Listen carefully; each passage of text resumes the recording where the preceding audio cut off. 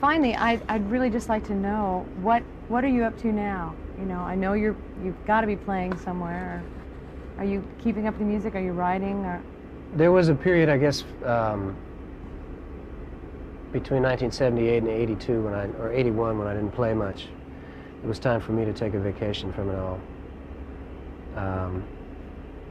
And then I started playing clubs again and concerts.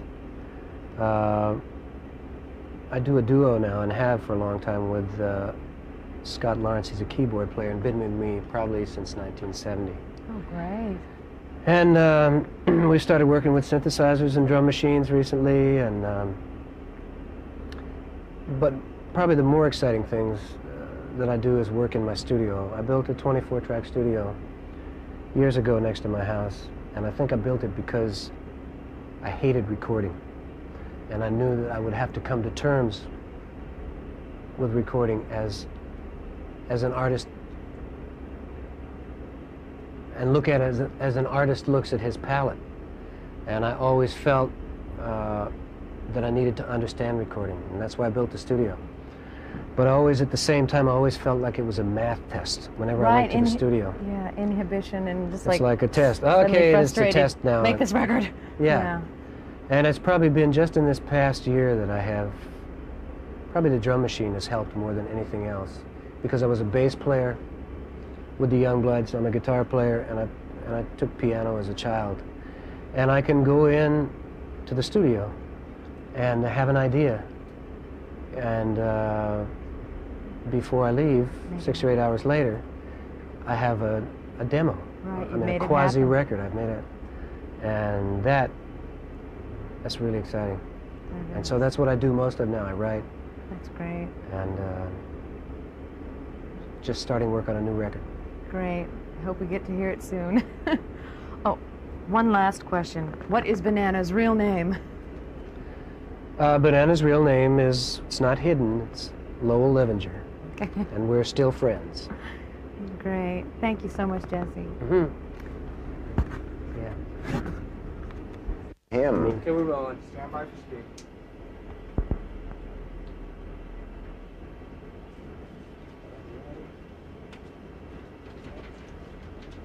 Speed. Hey guys.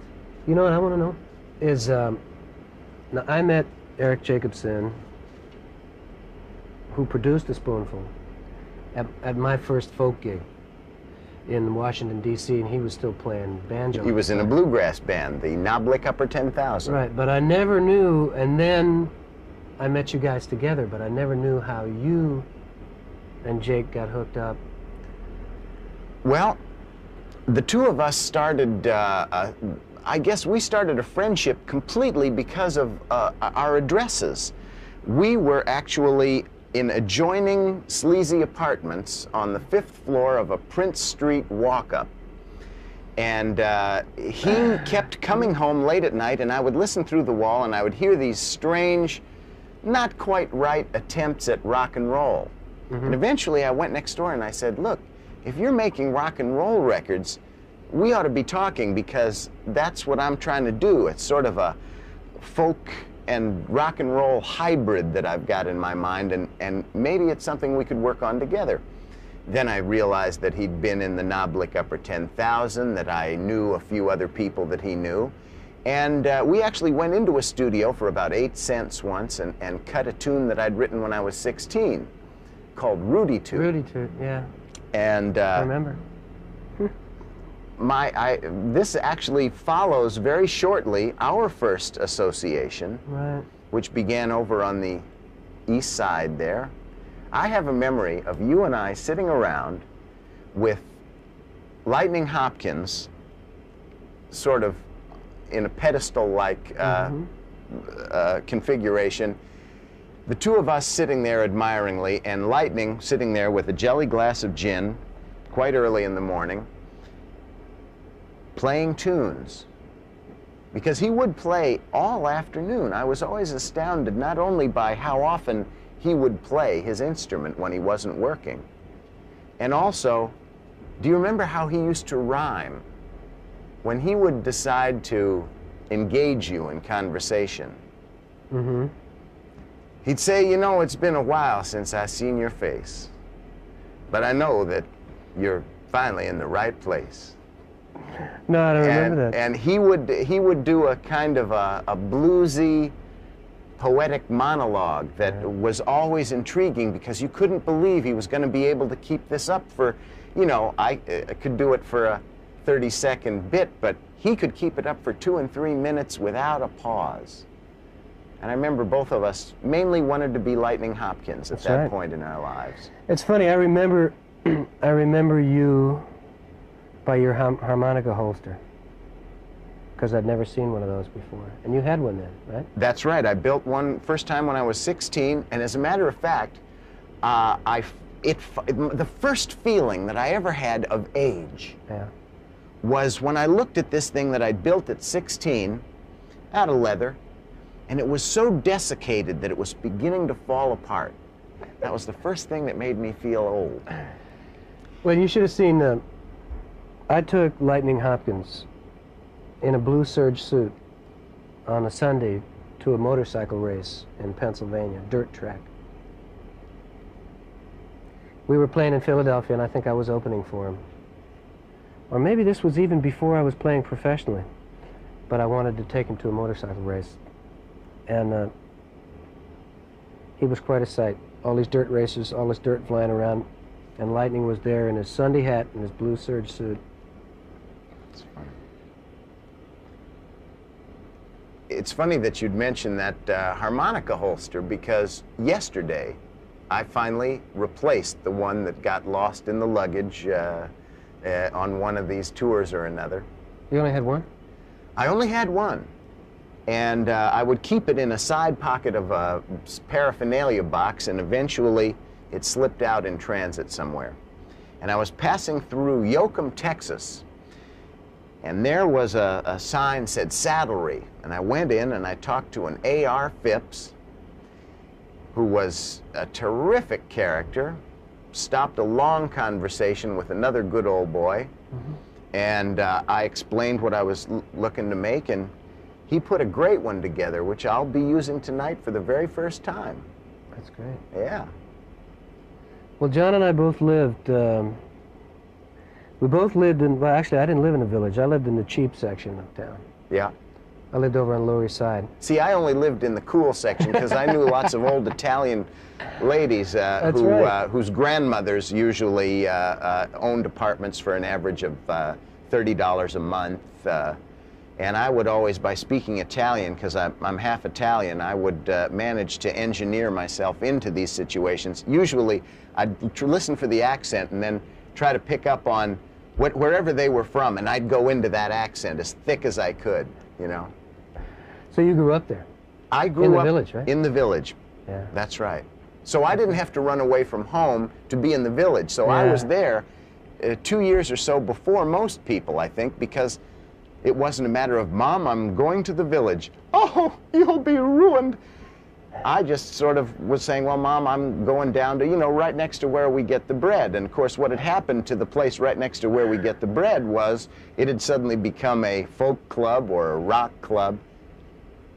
It always amazes me, the amazing, let me start that again. It always amazes me the incredible combination of music that was available to one at that point in time. Because on the same street, within 5 blocks, we're talking about the Bleecker and McDougal Street area, you could hear in a given night Jesse, Richie Havens, easily, Mississippi John Hurt, Lightning Hopkins if he was down at the gate, Tim Hardin, Fred Neil, and not all these names are going to be familiar to most people because they were seminal figures. They weren't people who made it big, but they were people who influenced you and I and Roger and Roger was at the Playhouse. That's right, and I was accompanying Fred Neil at the Playhouse. That's right. And 2 years later, up the street, you could hear the Youngbloods, and at the Night Owl. Yeah. The Lovin' Spoonful. The Magicians. That's right. Who else played there? Where's Banana? He's just had his I'm sorry if I get this wrong, Banana. I thought it was your 7th child, but I think it's only 6.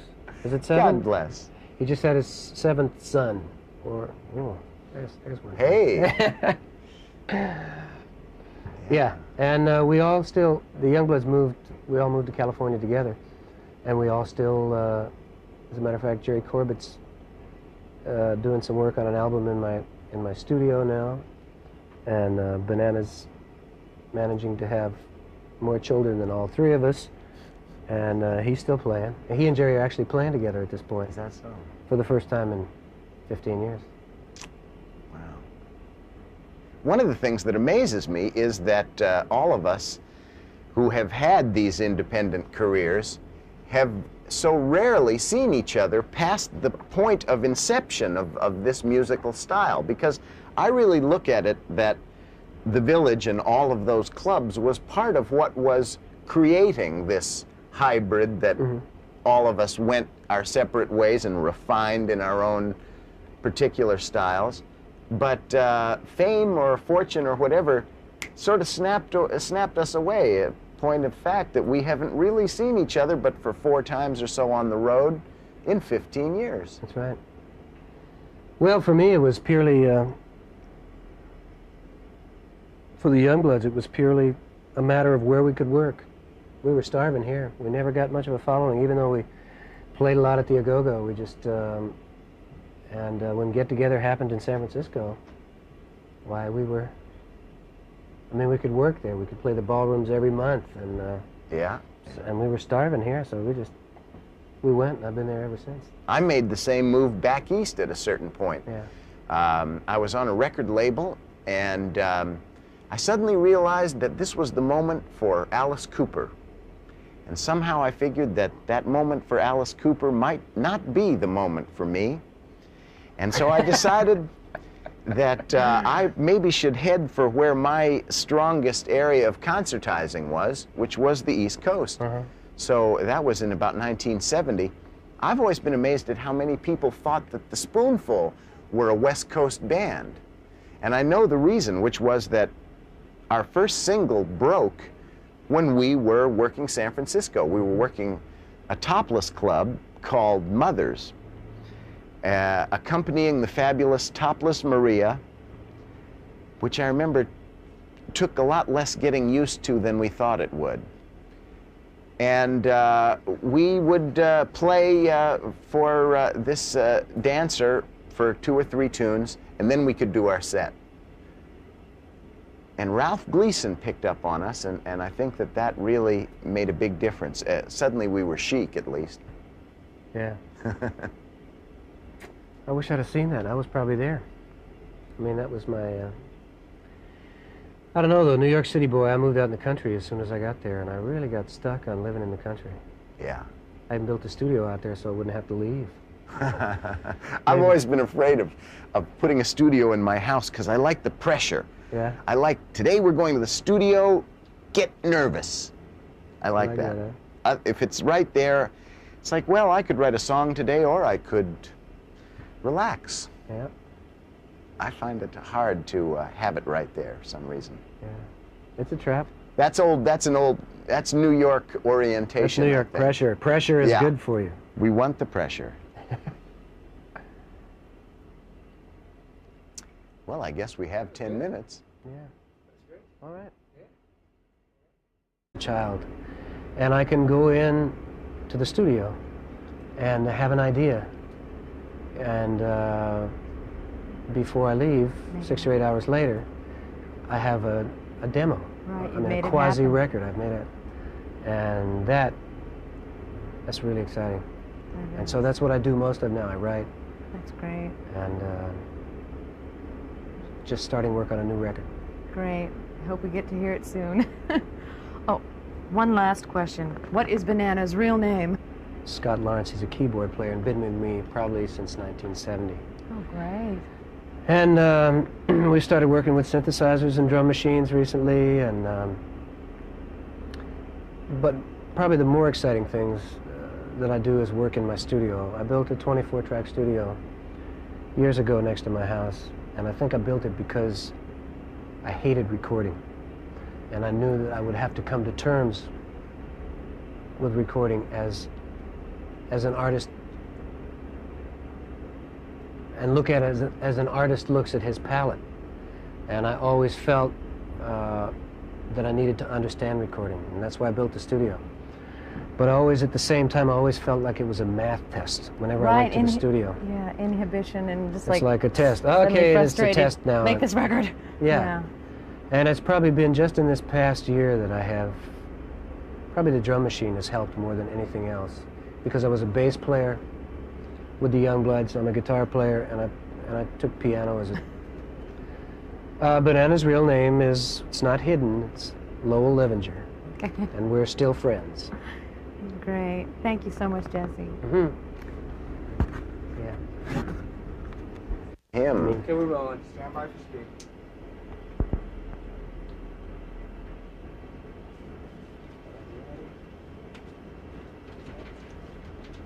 Speed.